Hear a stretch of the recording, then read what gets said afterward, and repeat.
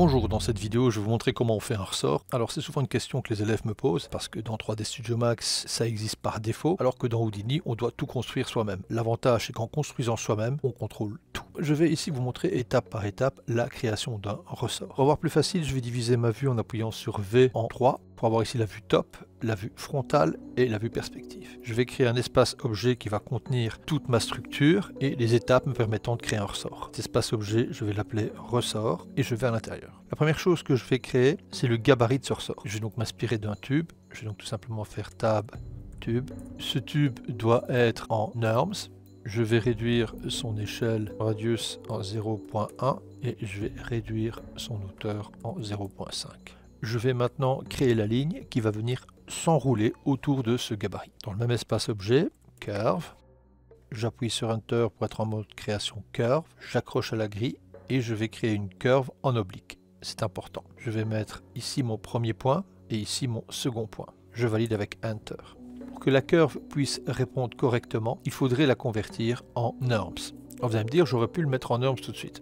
Non, parce que j'ai besoin de ces deux points pour la contrôler par la suite et simplement ces deux points.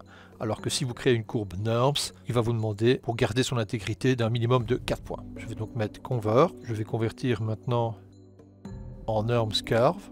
Et maintenant, je vais la reconvertir en polygone. Et là, maintenant, vous allez voir pourquoi.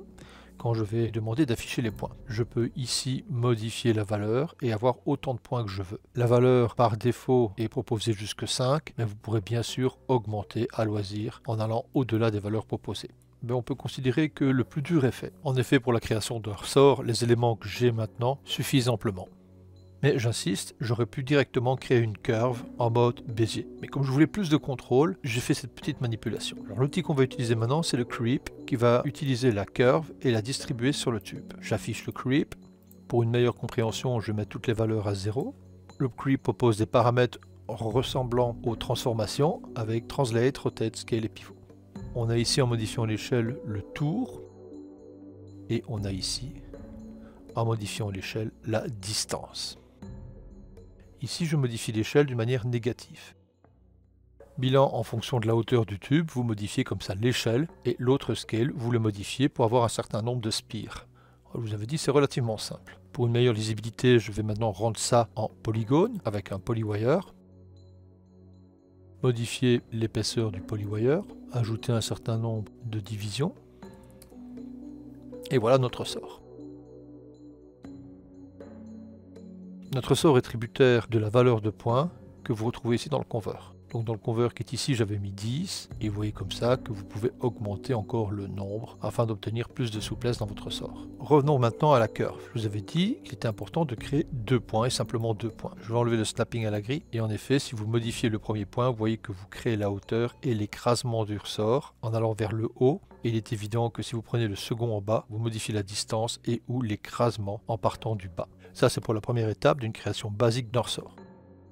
La seconde étape, on va voir maintenant les contrôles possibles de ce ressort. Pour modifier la hauteur, il suffit d'aller dans la hauteur du tube d'origine et vous contrôlez l'écrasement des spires d'une manière homothétique.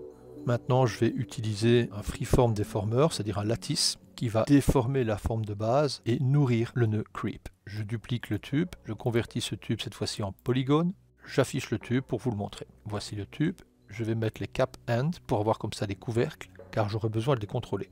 Je vais dupliquer une deuxième fois ce tube en instance en utilisant la combinaison au clavier CTRL-ALT-SHIFT et je duplique le nœud. Bilan, quand je vais modifier les valeurs de ce nœud, celui-ci suivra toutes les modifications. Je vais maintenant créer le lattice. Pour la compréhension du nœud lattice, je vous invite à aller voir mes formations. Le premier va être l'origine qui va nourrir le creep. Le second va être la forme de référence de base. Et le troisième va être la forme de référence pour les modifications. J'affiche la sortie, il y a un message d'erreur, vous devez absolument valider le mode point pour qu'il prenne en considération la troisième forme qui est ici. Maintenant je vais vous rappeler à quoi sert cette troisième entrée, en mettant par exemple un nœud de transformation. Et dans ce nœud de transformation, si je modifie l'échelle, on voit qu'il entraîne comme ça le tube qui est en Norms. Alors l'intérêt n'est pas du tout de faire ça parce que j'aurais pu de toute façon le faire directement sur le tube d'origine sans passer par un lattice. L'intérêt du lattice, nous allons le voir tout de suite. Je vais sélectionner les points supérieurs et mettre un groupe. Tab, groupe, voici. C'est le groupe 1. Je sélectionne les points inférieurs et je remets un groupe. C'est le groupe 2. Maintenant, je vais mettre deux nœuds de transform, tab transform. Ce transform va utiliser le premier groupe. Donc ici, je vais chercher groupe 1 et je vais déplacer. Nous allons voir qu'il y a encore une petite correction à faire dans lattice. Voilà, quand je déplace, on voit qu'il déplace tout parce que l'influence du lattice est très grande. C'est le radius qui est ici. Je vais le réduire. Je reviens sur transform. Je bouge la valeur du transform et on voit que je ne bouge que la partie du dessus du ressort. Je remets maintenant un autre transform, donc tab transform. Celui-ci va prendre l'autre groupe. On peut considérer que le setup est fait à cet endroit. Je vais maintenant à l'extérieur créer deux objets nuls. Le premier, Alt pour le dupliquer. Le premier, je vais le placer à la partie supérieure du ressort. Le second, à la partie inférieure du ressort. Je nettoie leurs transformations respectives. Concernant celui du dessus, dans ces translations, je vais faire copy paramètres. Je viens ici et je prends le premier transform sur lequel je mets un pass relatif référence.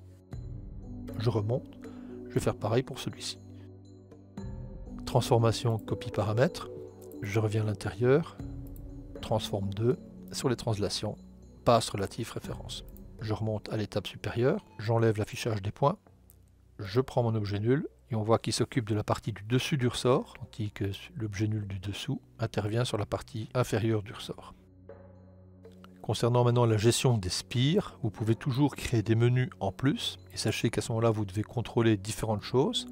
Je rappelle, les points du curve qui vont vous permettre une concentration des spires plus vers le bas ou vers le haut, mais vous obtenez aussi une interpénétration. Ou bien dans le creep, vous avez la position, le scale qui est le nombre de tours et qui est tributaire de la subdivision du conver qui est ici. La position peut se faire directement en manipulant le point rouge ou bien en manipulant le translate sur X du creep pour ce qui est de la position des spires.